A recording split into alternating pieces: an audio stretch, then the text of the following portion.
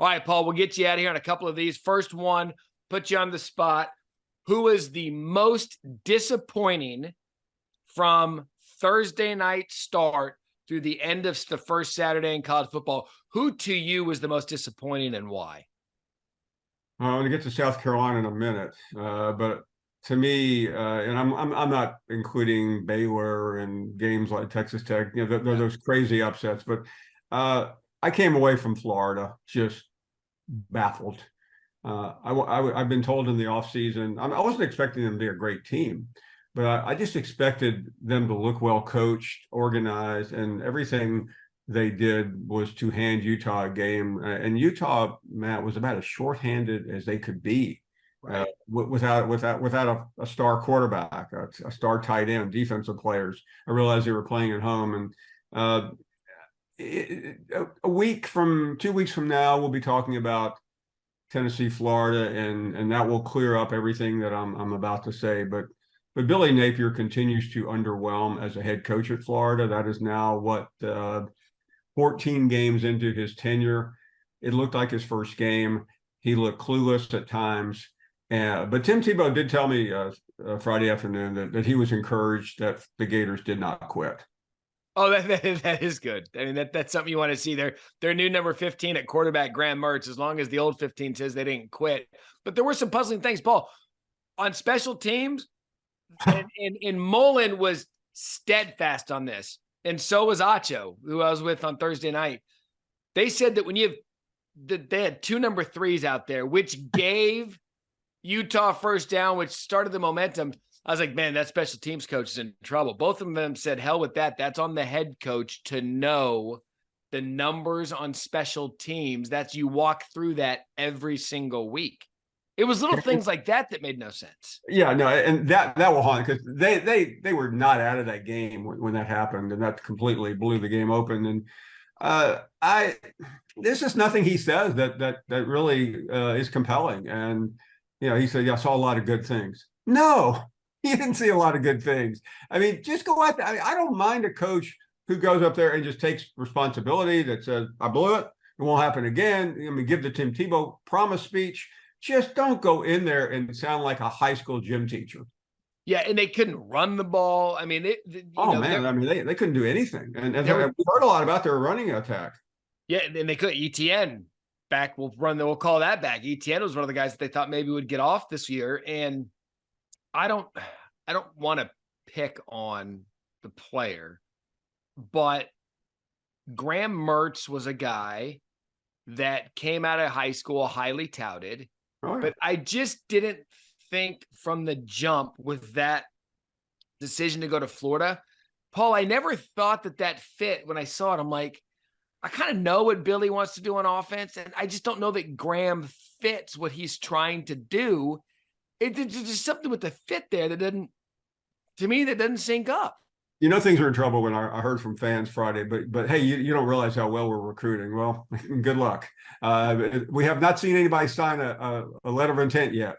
So I mean that was Florida. The other one, Matt, was Saturday night in Charlotte. Yeah. All season long, I've been hearing about how this momentum from beating Tennessee and beating Clemson, and the Gamecocks just laid an egg. I mean, they were manhandled. And give Gene Chizik credit. My gosh, his defense has been out to lunch for a year or two, but I mean, he brought it, and that looked like the Gene Chizik that was part of Mac Brown's national championship team many years ago. It was brilliant to watch. What was so fascinating about that game was how North Carolina, the standard bearer of the ACC, and there were somebody sent me a audio this morning of Carolina fans chanting SEC, because there was a screenshot of Bubba Cunningham talking to Jim Phillips, the ACC commissioner. Bubba's the athletic director. Yeah. I mean, there is such a fissure right now in the ACC. And Matt, I know we're reacting to games, but I just want to congratulate the ACC for essentially voting out Clemson, North Carolina, and Florida State, because after what happened Friday with the admission of SMU, Cal and Stanford, they have essentially given those three a ticket out. That league, which was already teetering toward irrelevancy, has just taken on three schools that devalue an already discounted product even more, and that league is just heading toward the iceberg. Which is sad because we saw the Pac-12, who I believe top to bottom could be the most entertaining conference in college football this side of the SEC. They're doing the same thing. They've got all the star power out there, Caleb Williams, Michael Penix Jr. It's a really good league. Colorado now with Dion, and you're right. I mean, this thing isn't over. This realignment, as you put it, Titanic, is not over. And with regards to the game and Gene Chizik, I'm with you because I think they had 8 or 9 sacks. South Carolina's offensive line could not hold them. If North Carolina has a defense, look out. Rest of the ACC. Spencer Rattler was good statistically, but couldn't get anything going. People didn't consider the stuff that South Carolina lost in the transfer portal. Star running back to USC out left, star player, pocket knife guy that we'll see tonight, Sunday night for Florida State. And it didn't look as if South Carolina had the guys, the dudes to hang out with North Carolina. And that is a problem with what's coming on the Gamecock schedule. Yeah, not to ruin the Bloody Mary morning for Gamecock Nation even more. I mean, you do have Darius Rucker. He won the musical part of the day, but 2 weeks from yesterday, they go to Athens. And I good luck to people trying to build that up. Oh, these two teams when they meet. No. South Carolina just go in there and hope that Kirby Smart's in a good mood, not a bad mood. Yeah. Brock Bowers, he's probably going to want to get us some stats up that game. Typically that game, you're right. People, when I was in Columbia, I mean, give Steve Spurrier credit because he had an inferior team and he would hang with them between the hedges and had to find a way to do that all the time. DJ Shockley was at quarterback, Blake Mitchell, and you're thinking, wait a second, this is going to be a game. And it was, but that look, end of the day, what we saw to South Carolina, they've got a lot of work to do before they get to Georgia, who got their win yesterday. So that's the biggest disappointment week one. Who impressed you most? Biggest surprise, kind of your big picture. Hey, this was fun to watch. They looked really good. Well, Alabama. I mean, I think they were the team that looked like some of the fans were predicting, but I just did not expect to see them as crisp. And while I'm praising them, I don't want to go too far. I mean, and obviously we already talked about Colorado, but that's an obvious. But to me, I just felt better about the Crimson Tide. A lot of people had put them in the playoffs. And what they showed yesterday, they could have dogged it easily. Yeah, they could say, "Hey, we don't need to do anything." But in fact, I think Nick Saban felt like they did need to do something, and that's exactly what they did. And if we're sitting here a week from today talking about Alabama beating Texas, I think you can point back to a mop-up game, a cupcake game that actually helped them a lot. I think you find out more about teams and who they are as a locker room and who they are as a unit when they play teams that they should beat the hell out of, and they beat the hell out of them. You don't want a team that lets an inferior opponent hang around because that shows a crack here and there in the team's attention to get out there and beat a team that they should.